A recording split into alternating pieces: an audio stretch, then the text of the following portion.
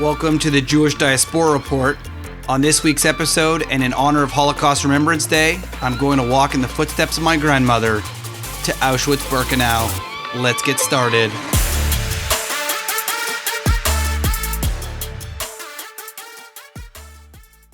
In May 2016, I was fortunate enough to go on a group trip to Poland and explore the history of the Jewish people in Europe.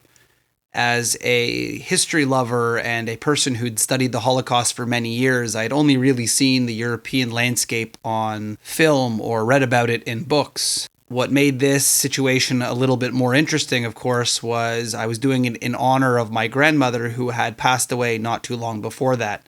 I was very fortunate to have my grandmother sit down with me in front of a camera and answer some questions about her experience. And throughout this podcast, you're going to hear some quotes directly from the video. I remember one of the most impactful moments was on the second day of my trip there when we walked to the gates of Auschwitz-Birkenau. I recall specifically looking sort of in the distance, and all of a sudden what seemed like came out of a gray sky, kind of out of a cloud, was the gates of Auschwitz to Birkenau. I recognized the gates immediately. I have seen hundreds of documentaries, I've seen movies, I have read books and looked at pictures, and I'll be honest, nothing really could prepare me to see that image of the gates of Auschwitz that sort of seemed almost ghostly. I remember walking up and seeing the train tracks that lead inside, and the minute I walked inside, of course, you could realize the scale. You know, the movies could never do justice. The books that you read give you figures of how large this camp is, but standing at the gates on the inside, you can see that the camp goes on in all directions for such distances that you could almost not see the end. You are obviously surrounded by the cement columns and the barbed wire that still remains today, mostly intact. And you can realize, I remember it was kind of drizzling that day when we got in, and we'll talk about the weather a little bit later. But you walk in and you see these fences and you hear the rain falling, and you wonder what that would have been like when it was electrified, and the horrific sounds of being trapped inside this complex on a rainy day. And you could see what seemingly looks like endless barracks that are mostly gone at this point because they were made of wood, but the chimneys that were made of bricks for each barrack that would have held some sort of fire and allow the people to keep themselves remotely warm. I remember following the tracks into the camp to where one now stationary cattle car is placed, and it's meant to serve as sort of an example of what the people who arrived at the camp would have arrived in. A train in the wagon, like animals. They take animals and they put in the wagons and they take them. They put us there, not the family together. I just was with my sister. My father was in another wagon, and my sisters, my children and everybody in another wagon. They throw like piece of wood. Everybody in Auschwitz. After I see them when they take us out from the wagons. And all I could think about was that I was standing very close to the exact spot that my grandmother was when she was first getting off the train and explained. Fast, we have to make very, very fast. I don't know where to go. Go with the older people, younger people. I went with the older people because they have children and they have. One German he came and threw me to the people where they go to the ovens, older people. And after come another German and look at me, I was young, I can work. He take me out and put me in another line. I see my father, he was standing, and I give him, I find on the floor a half a bread, and I give him a half a bread, and I told him, soon I see you. He say he couldn't walk very well. He say, they told me I go with a truck, and I didn't see him no more. As she got off the train and was forced into one line, she thought she was doing herself some good by being with all of the women with young children, not realizing, of course, that The people who had young children were often sent to the gas chambers immediately. A German, seeing a 20-year-old young woman who was able to work, grabbed her and threw her into the other line, which saved her life. Our next step was following the path of my great-grandfather and many of their family, heading down the road to the crematoriums and the gas chambers. I remember we walked up past some rusted old gates with some barbed wire on them, which obviously separated this area from the rest of the camp.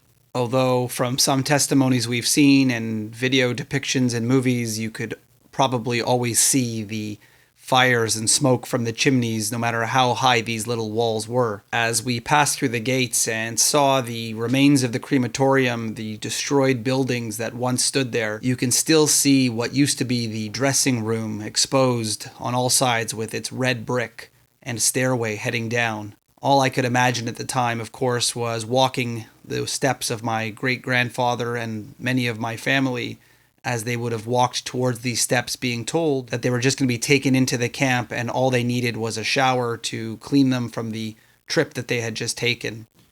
I wondered if this was the same stairway that my great-grandfather would have walked down. He would have undressed in this area and be led towards the gas chambers unknowingly.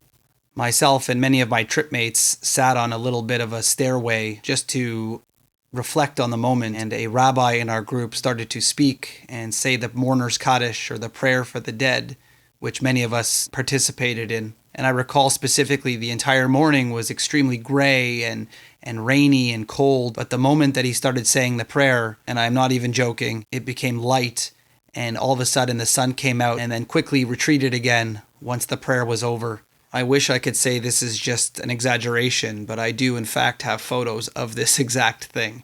As we left the crematorium, we followed the path that those who would have survived in the camp would have walked through another set of rusty old gates and barbed wire fences. We walked past this to what was called the sauna, or the intake area. I remember this first room that you go into would have probably been crowded with many people being registered and given a number. Currently in this room, they have an exhibit of some clothing, some shoes, some personal effects that would have been taken off of people at this point in the process.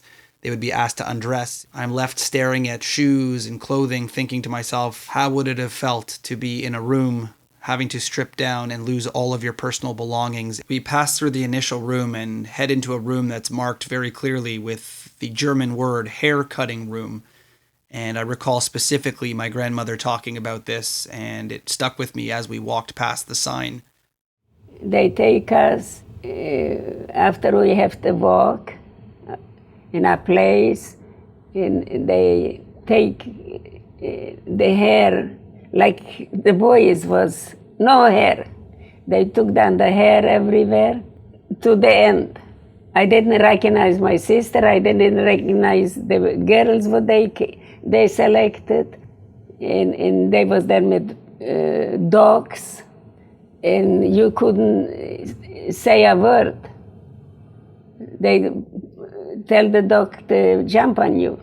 I remember as I passed through the hair room, there was a sign on the wall that said that prisoners at this point were stripped down and given wooden clogs. And, the funny thing was that I never really understood. My grandmother had a thick accent, as you could hear, and her English was getting better.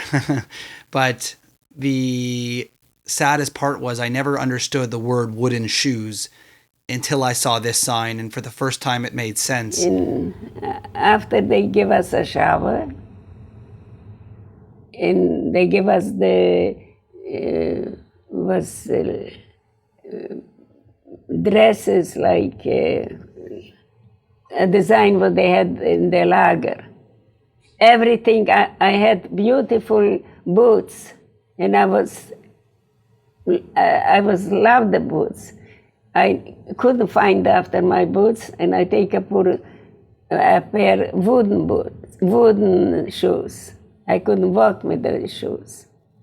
I think the issue with the wooden shoes really connected me to my grandmother in that moment and was very emotional, because no matter how much I studied, no matter how many things that I saw online or in movies, the issue of the wooden shoes that I couldn't really ever figure out finally made sense, and it gave me a connection that I was in the place, living and breathing and seeing the things that my grandmother once saw. Our next stop was the pond that was behind the sauna. This was a man-made area that would be used for dumping the ashes of the Jewish prisoners who were murdered. And I remember my group and I stood there and we actually lit candles to memorialize those who were lost in this pond.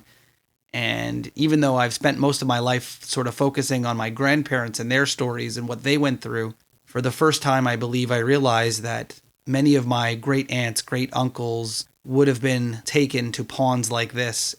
For the first time, I really think I had a connection to those people as I lit my candle and said a prayer. I remember, yet again, not surprisingly, while we lit our candles and said our prayers, the sun came out. We were able to walk around and see the places that my grandmother probably lived in, the barracks that are still standing, the beds that she would have slept in. It was definitely overwhelming to imagine that I'm walking in the footsteps of my grandmother in most definitely the worst part of her life. As we turned and left the Auschwitz death camp, I turned back to see one last time the things that we had gone over for the day, and I noticed a rainbow appearing over top of the Auschwitz-Birkenau death camp. I have a photo of this rainbow and the interesting juxtaposition between the horrible place that is and the pain and suffering and the beauty of nature around it. When we come back on the Jewish Diaspora Report, we're going to talk about Treblinka, the death camp that I'm also connected to, but never knew until I got there. Stay with us.